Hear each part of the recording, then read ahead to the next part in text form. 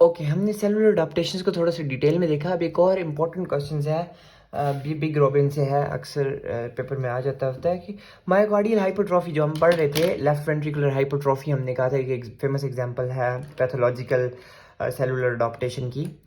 तो उसके अंदर ऐसा क्या मैकेनिज्म हो रहा होता है, अगर सेलुलर लेवल पे हम देखें तो क्या ऐसा हो रहा होता है जिसकी वजह से हाइपरट्रॉफी हो रही होती है? तो ये हम इस एग्जांपल के थ्रू देखेंगे, इस डायग्राम में, फ्लो चार्ट जो भी आप कह लें। तो सबसे पहले क्या हुआ, वर्कलोड इंक्रीज हुआ, यही हमने कहा था कि हम कॉज होता है हाइपरट्रॉफी का, ठीक है। अब वर्कलोड इंक्रीज हुआ है तो मैकेनिकली स्ट्रेच होंगे सेल्स, ठीक है। अब हार्ट के सेल्स जब स्ट्रेच होंगे तो उनकी वजह से दो चीजें होंगी, एक तो ग्रोथ फैक्टर रिलीज होंगे, दूसरा हाइपरट्रॉफी एगनिस्ट रिलीज होंगे, जैसे कि एंडोथेलियन हो गया, न्यूरो एंडोक्राइन हो गया, स्टिमुलेशन होती है एंजियोटेंसिन 2, नाइट्रिक ऑक्साइड, ये सारे मतलब केमिकल्स हैं वो जो रिलीज हो रहे हैं, एक तरफ ग्रोथ फैक्टर्स, एक तरफ हाइपरट्रॉफी के एगेनिस्ट। अब ऑब्वियसली बात है, मैकेनिकल सेंसर ने क्या सेंस किया था, स्ट्रेच वर्कलोड की वजह से। ऑब्वियसली जब ब्लड वॉल्यूम रिटर्न जो है वो बहुत ज़्यादा है तो क्या होगा कि हार्ट के सेल स्ट्रेच होंगे, मैकेनिकल सेंसर जो होंगे इसको सेंस करेंगे, ग्रोथ फैक्टर भी रिलीज हो गया, ठीक है। तो इसकी वजह से क्या होगा, अल्टीमेटली इन तीनों चीज़ों की वजह से हमारे पास ऐसे सिग्नल पाथवेज जो होंगे वो स्टार्ट होंगे जो कि ट्रांसक्रिप्शन ट्रांसलेशन कराएंगे और ऐसी प्रोटीन्स बनाएंगे जो कि क्या होंगी, कॉन्ट्रेक्टाइल प्रोटीन्स होंगी, जो कि हार्ट की कॉन्ट्रेक्टिलिटी को इम्प्रूव करेंगी, ठीक है। दूसरी चीज़ क्या हो रही होगी कि ग्रोथ फैक्टर की मजीद स्टिमुलेशन, पॉजिटिव फीडबैक होगा, ग्रोथ फैक्टर ज़्यादा प्रोड्यूस होंगे, वो अल्टीमेटली फिर ग्रोथ फैक्टर के रिसेप्टर के ऊपर लगेंगे और ये सारा सर्कल दोबारा चलता रहेगा। आखिरी बात इसमें ये हो रही होती है क्योंकि हमने नॉर्मली ये देखा है कि जब भी हार्ट के ऊपर वर्कलोड बढ़ता है, जब हार्ट के अंदर ब्लड वॉल्यूम रिटर्न ज़्यादा आ रहा होता है तो वो ऑब्वियसली फोर्सफुली पंप तो करता है उसने जो ब्लड आया है उसके पास, ये तो एक सिंपल बात है।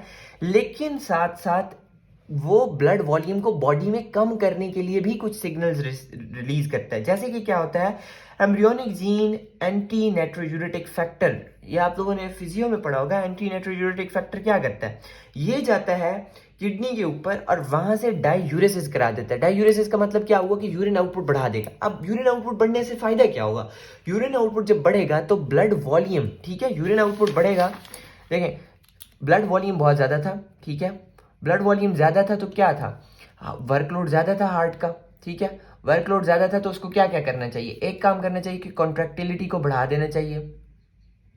कॉन्ट्रैक्टिलिटी बढ़ेगी ऑब्वियसली तो पंपिंग जो होगी वो अच्छी होगी, बेहतर होगी, हार्ट जो होगा वो अपनी तरफ से सारा ब्लड जो होगा वापस पंप कर देगा। लेकिन साथ साथ हमने करना क्या है, वर्कलोड को भी तो कम करना है, ठीक है। ये अल्टीमेटली ऑब्वियसली ग्रोथ फैक्टर, ये दोनों अल्टीमेटली हाइपरट्रॉफी की तरफ ले जाएंगे। लेकिन हमें साथ में और भी फिजियोलॉजिकल मैकेनिज्म देखना चाहिए ना कि ऐसा क्या हो रहा है, ठीक है।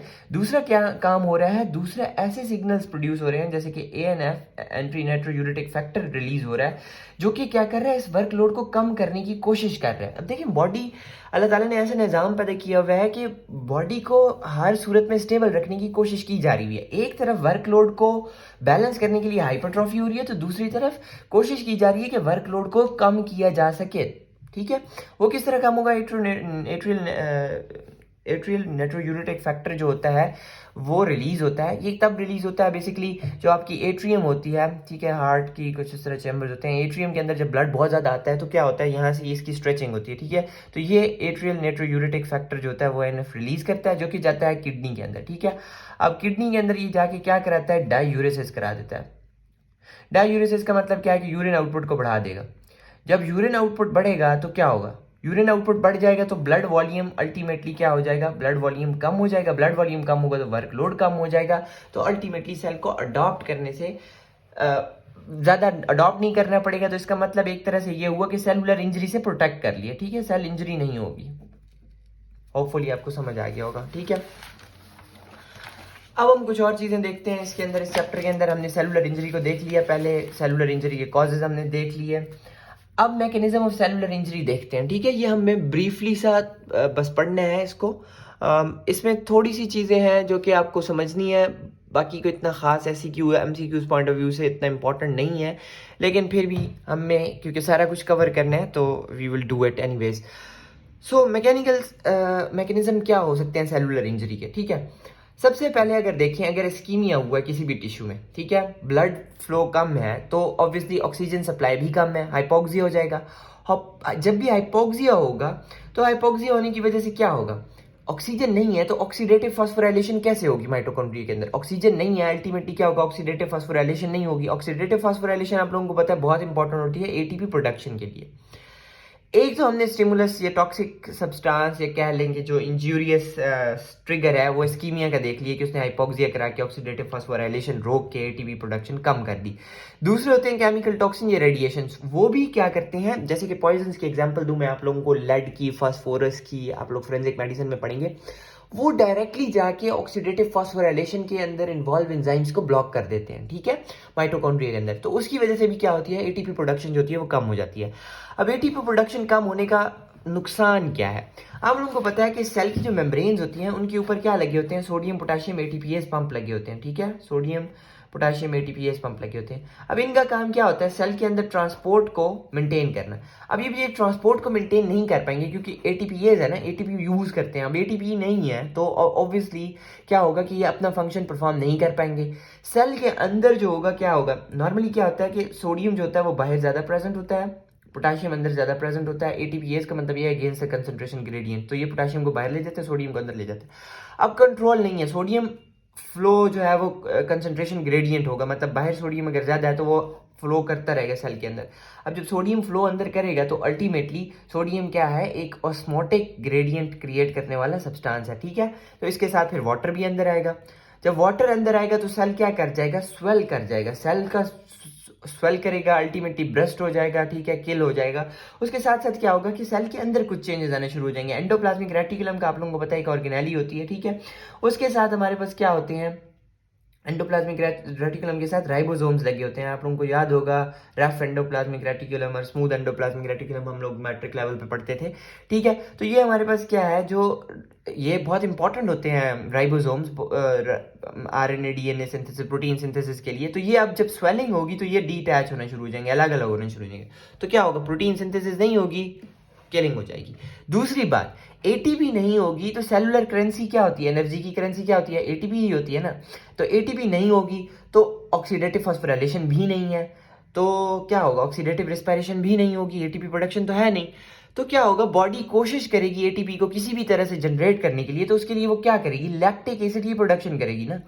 तो लैक्टिक एसिड प्रोड्यूस होगा, जब लैक्टिक एसिड है तो क्या होगा, पीएच बढ़ जाएगी, पीएच कम हो जाएगी, मतलब एसिडिटी हो जाएगी, एसिडिटी हो जाएगी। तो उसकी वजह से क्या होगा, एसिडिटी बहुत ज्यादा टॉक्सिक है न्यूक्लियस के लिए, ठीक है। न्यूक्लियस की क्या होना शुरू हो जाएगी, क्लम्पिंग होना शुरू हो जाएगी, न्यूक्लियर मटेरियल खराब हो जाएगा, सेलुलर एंजाइम्स काम नहीं करेंगे। न्यूक्लियस ही खराब हो गया तो फिर आपको पता है न्यूक्लियस हेड है, सेंटर है सेल का, तो सारा कुछ खत्म, ठीक है।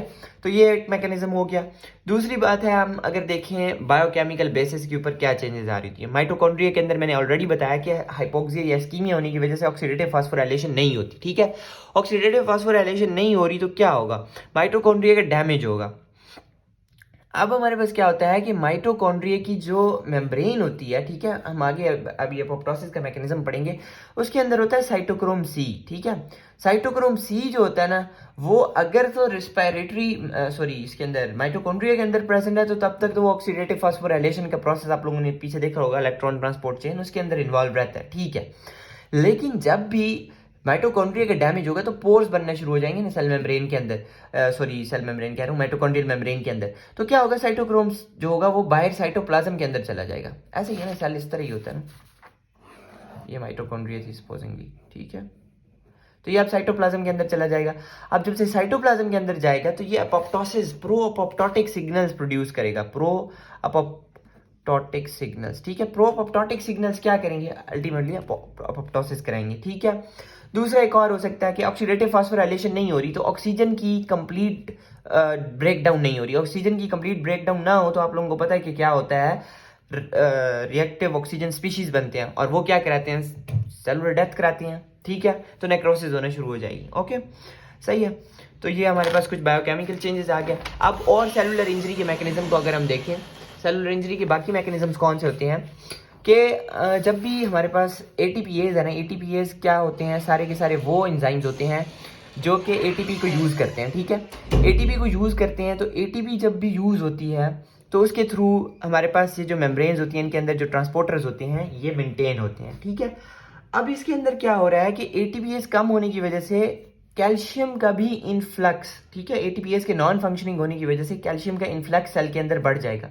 आप लोगों को पता है कि कैल्शियम जो होता है ये बहुत सारे एंजाइम्स के लिए इनिशिएटर के तौर पे काम करता है, ठीक है। जैसे कि कैल्शियम जब भी जाएगा अंदर सेल के और ये सपोज करो बाइंड कर गया किसी भी एंजाइम के साथ, जैसे प्रोटीएज के साथ, ठीक है, प्रोटीएज इनएक्टिव पड़ा था, कैल्शियम ने आके इसके साथ बाइंड किया, प्रोटीएज एक्टिवेट हो जाएगा, तो ये क्या करेगा, प्रोटीन की ब्रेक डाउन कराएगा। इसी तरह एंडोन्यूक्लियेजेस के साथ, ठीक है, उसी तरह हमारे पास लाइपेजेस के साथ, ठीक है, तो बॉडी का सेल का डैमेज होगा, ठीक है। तो कैल्शियम इनफ्लक्स की वजह से भी ये सारा कुछ, ये सेलुलर इंजरी का मैकेनिज्म जो होता है वो होता है। उसके बाद है ऑक्सीडेटिव स्ट्रेस। ऑक्सीडेटिव स्ट्रेस का क्या मतलब है, ठीक है।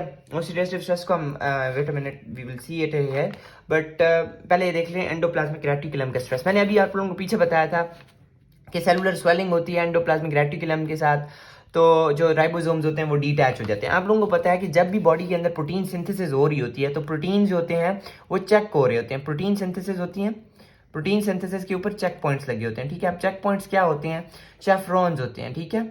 अगर तो मिस फोल्डेड प्रोटीन है, ठीक है, मिस फोल्डेड प्रोटीन है तो उसको क्या कर दिया जाएगा, डिग्रेड कर दिया जाएगा। बॉडी कभी भी मिस फोल्डेड प्रोटीन को नहीं रखती क्योंकि वो जेनेटिक म्यूटेशंस या आगे बॉडी के अंदर डैमेज क्रिएट कर सकता है। तो ये तो हो रहा होता है नॉर्मली, लेकिन अब जब हमारे पास बॉडी के अंदर सेलुलर इंजरी है और स्ट्रेस है सेल के ऊपर, तो क्या होगा, ऑब्वियसली यही होगा कि हमारे पास मिसफोल्डेड प्रोटीन की सिंथेसिस बहुत ज़्यादा होना शुरू हो जाएगी, ठीक है।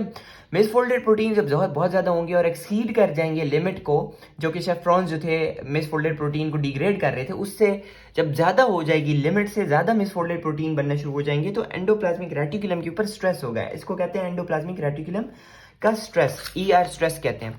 तो ये क्या होगा, अल्टीमेटली अपोप्टोसिस की तरफ एक सिग्नल होगा। ये जब भी मिसफोल्डेड प्रोटीन बहुत ज़्यादा बढ़ जाते हैं ना, तो ये हम आगे पढ़ेंगे, प्रोअपोप्टोटिक सिग्नल होते हैं, बैक्स एंड बैक, ठीक है, उनको सिग्नल करते हैं और उसकी वजह से फिर अपोप्टोसिस का मैकेनिज्म शुरू हो जाता है और सेलुलर डेप्थ हो जाती है, ठीक है। तो होपफुली आपको ये मैकेनिज्म समझ आ रही होगा। अब आखिरी बात इसमें करते हैं हम लोग ऑक्सीडेटिव स्ट्रेस की, ठीक है। ऑक्सीडेटिव स्ट्रेस का क्या मतलब है, स्ट्रेस पढ़ रहे थे हम लोग, ठीक है। ऑक्सीडेटिव स्ट्रेस क्या है, ऑक्सीडेटिव स्ट्रेस में ये होता है कि नॉर्मली जो सेल्स होते हैं उनके अंदर क्या हो रहा है, उनके अंदर रिडॉक्स रिएक्शन प्रॉपर्ली हो रहे होते हैं, ठीक है। तो रिएक्टिव ऑक्सीजन स्पीशीज इतने ज़्यादा नहीं बनते, लेकिन अगर ऐसा हो कि पार्शियल रिडक्शन हो ऑक्सीजन की, तो क्या बनेंगे, सुपर ऑक्साइड बनेंगे। आप लोगों को पता है सुपर ऑक्साइड आगे कन्वर्ट हो सकता है हाइड्रोजन पर ऑक्साइड के अंदर, ठीक है। सुपर ऑक्साइड डिसम्यूटेज एंजाइम होता है उसके थ्रू, ठीक है। तो या फिर आगे जो हाइड्रोजन पर है वो मजीद आयरन के साथ मिलके हाइड्रोक्सल रेडिकल ये बना देती है, ठीक है। और ये भी क्या होता है, नेक्रोसिस करा सकता है, ठीक है। अच्छा, ये तो हो रहा है अगर पार्शियल रिडक्शन हो रही है ऑक्सीजन की। इसी तरह जो सुपर ऑक्साइड है अगर वो मिल जाए नाइट्रिक ऑक्साइड के साथ, ठीक है, तो वो क्या बना देगा, परऑक्सीनाइट्रेट। ये सारे जो फ्री रेडिकल्स हैं रिएक्टिव ऑक्सीजन स्पीशीज हैं और ये क्या करते हैं, सेलुलर डिस्ट्रक्शन कॉज करते हैं, ठीक है। अब दूसरी बात, फैगोसिटिक सेल्स के अंदर यही जो प्रोसेस है ये पॉजिटिव भी हो सकता है, मतलब क्या है कि ये फायदेमंद भी होते हैं। फैगोसिटिक सेल्स अपना काम इसी तरह ही करते हैं, ठीक है। लाइक न्यूट्रोफिल्स जो मैक्रोफेजेस हैं उनके अंदर क्या होता है कि ऑक्सीजन जब आती है तो वो NADPH उनकी ना मेम्ब्रेन के अंदर, ये अगर फैगोसाइट्स है तो उनकी मेम्ब्रेन के अंदर यहाँ पे प्रेजेंट होता है NADPH ऑक्सीडेज, ठीक है। ये क्या करता है, NADPH ऑक्सीडेज जो होता है ये क्या बनाता है, यही सुपर ऑक्साइड बनाया ना, O2 फ्री रेडिकल नेगेटिव, ठीक है। अब वो फिर नाइट्रिक ऑक्साइड के साथ मिलकर परऑक्सीनाइट्रेट बना सकता है, ये सुपर ऑक्साइड डिसम्यूटेज, सेम ऊपर वाली बात, H2O2 बना सकता है। अब इनके पास एक और एंजाइम होता है, ठीक है, फैगोसिटिक सेल्स न्यूट्रोफिल्स और मैक्रोफेजेस के पास, माइलोपेरोक्सीडेज, ठीक है। ये इसको कन्वर्ट कर देते हैं हाइपोक्लोराइड के अंदर, HOCl के अंदर। अब जो हाइपोक्लोराइड है वो एक very potent anti microbial substance है, ठीक है, जो कि माइक्रोब्स को किल कर देता है। तो ये दो तरह से आप लोगों ने चीज़ों को देखना है। अब अगर नॉर्मल सेल्स में हो रहा होगा तो ये बेनिफिशियल नहीं होगा, ये नुकसानदेह होगा, यही वाला प्रोसेस सेलुलर स्ट्रेस वाला प्रोसेस, ठीक है, ऑक्सीडेटिव स्ट्रेस वाला प्रोसेस। रिएक्टिव ऑक्सीजन स्पीशीज जो होंगी वो नेक्रोसिस कॉज करेंगी, उस नॉर्मल सेल की डिस्ट्रक्शन कॉज करेंगी। लेकिन अगर ये फैगोसिटिक सेल्स के अंदर नॉर्मली हो रहा होता है तो यही रिएक्टिव ऑक्सीजन स्पीशीज होती हैं जिन्हें यूज करके न्यूट्रोफिल्स और मैक्रोफेजेस होते हैं वो किल कर रहे होते हैं माइक्रोब्स को, ठीक है। अच्छा, अब कौन सी ऐसी पैथोजेनिक कंडीशंस होती हैं जिनके अंदर फ्री रेडिकल की प्रोडक्शन बहुत ज़्यादा हुई होती है, इस्कीमिक टिश्यू के अंदर हुई होती है, रेडिएशन एक्सपोजर हुआ है, एक्सरेज, यूवी लाइट का, या इन्फ्लेमेशन हुई हुई है, ठीक है। तो ये सारी ऐसी कंडीशंस होती हैं जिनके अंदर फ्री रेडिकल्स बहुत ज़्यादा इंक्रीज हुए होते हैं, ठीक है। अच्छा, ये तो आप लोगों को हो गया आपकी सारी जो मैकेनिज्म्स थे। अब अगर देखा जाए, एक बहुत ही इंपॉर्टेंट एमसीक्यू भी है और वाइवा क्वेश्चन तो है ही है, इस्कीमिक रीपरफ्यूजन इंजरी क्या होती है। इस्कीमिक रीपरफ्यूजन इंजरी क्या होती है? जब भी किसी भी सेल के अंदर इस्कीमिया हुआ है, सपोज करें ये एक सेल था, इसको इस्कीमिया हुआ है। इस्कीमिया का मतलब क्या हुआ कि इसको प्रॉपर सप्लाई नहीं मिल रही ब्लड की, ठीक है। अब ये ब्लड नहीं पहुंच रहा तो ऑब्वियसली ये सबसे पहले क्या करेगा? अडॉप्टेशन करेगा।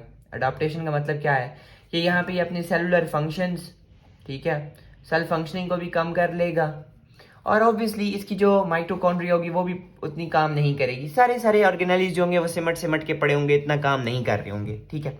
अब यकदम से अगर इसकी ब्लड सप्लाई बहाल हो गई दोबारा से, ठीक है, ब्लड सप्लाई रीपरफ्यूजन हो गई, ठीक है। रीपरफ्यूजन का मतलब यही है कि दोबारा से परफ्यूजन हो रही है। परफ्यूजन का मतलब होता है ब्लड सप्लाई पहुंचाना, ठीक है। अच्छा, अब क्या होगा?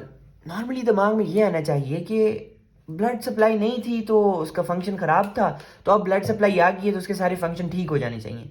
लेकिन ऐसा नहीं होता। ऐसा इसलिए नहीं होता क्योंकि यहाँ पे आप लोगों को पता है कि इसका माइटोकॉन्ड्रिया भी प्रॉपरली फंक्शन नहीं कर रहा, ठीक है। दूसरी चीज ये है कि इसके अंदर बाकी सारी ऑर्गेनेलिज भी पूरी तरह काम नहीं कर रही।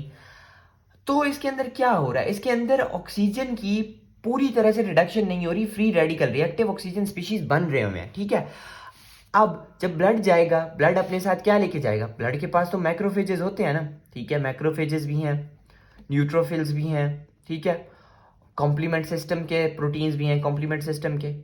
अब ये सारी चीजें जो है ना, इनके लिए तो इस तरह का सेल जो है वो तो जन्नत है मैक्रोफेजेस और न्यूट्रोफिल्स के लिए, क्योंकि यहाँ पे ऐसे बहुत सारे डिब्री कंटेंट पड़ा होगा सेल के अंदर, बहुत सारी जो मतलब स्लॉग्ड ऑफ कोई चीज़ें पड़ी होंगी, या कह लो कि डिस्ट्रॉय हुए हुए कुछ सेल्स पड़े होंगे, या कोई ऑर्गेनेलिज पड़ी होंगी, तो इनके लिए तो बहुत ही मतलब काम की चीज़ है ना ये। तो ये सारे मैक्रोफेजेस, न्यूट्रोफिल्स, कॉम्प्लीमेंट सिस्टम बजाय वहाँ जाके मतलब ब्लड के आने की वजह से उसकी फंक्शन ठीक होने के बजाय यहाँ पे क्या होगा कि इनकी वजह से उसकी डिस्ट्रक्शन होना शुरू हो जाएगी। ऊपर से रिएक्टिव ऑक्सीजन स्पीशीज हैं वो ऑलरेडी नेक्रोसिस कराएंगे, तो सेल जो होगा वो रीपरफ्यूजन की वजह से किल हो सकता है। तो तीन मैंने यहाँ पे लिखी हुई है। During reoxygenation increase generation of reactive oxygen species, क्योंकि माइटोकॉन्ड्रिया प्रॉपरली फंक्शनिंग नहीं है, अब ब्लड के साथ तो ऑक्सीजन ज्यादा आ रही है, तो ये पूरी तरह ऑक्सीजन को रिड्यूस नहीं कर पाएगा, रिएक्टिव ऑक्सीजन स्पीशीज प्रोड्यूस होंगे, वो सेल की डिस्ट्रक्शन करेंगे। दूसरा, inflammation in the ischaemic tissues, क्योंकि इस्कीमिक टिश्यू है इनके अंदर इन्फ्लेमेशन तो होगी। क्यों इन्फ्लेमेशन होगी? ऑब्वियसली ब्लड सप्लाई नहीं होगी, तो वो एक ट्रिगरिंग फैक्टर है इन्फ्लेमेशन के लिए, ठीक है। अब साथ में आ गया मैक्रोफेजेस, न्यूट्रोफिल्स वगैरह, तो वो माशाल्लाह से और सेलुलर इंजरी को बढ़ाएंगे। कॉम्प्लीमेंट प्रोटीन्स की मैंने एग्जांपल दी आप लोगों को पहले। कॉम्प्लीमेंट प्रोटीन्स जो आएंगे वो इंजर्ड टिश्यू के साथ बाइंड करेंगे और ऐसे बाय प्रोडक्ट्स बनाएंगे जो कि सेलुलर इंजरी कॉज करेंगे, ठीक है।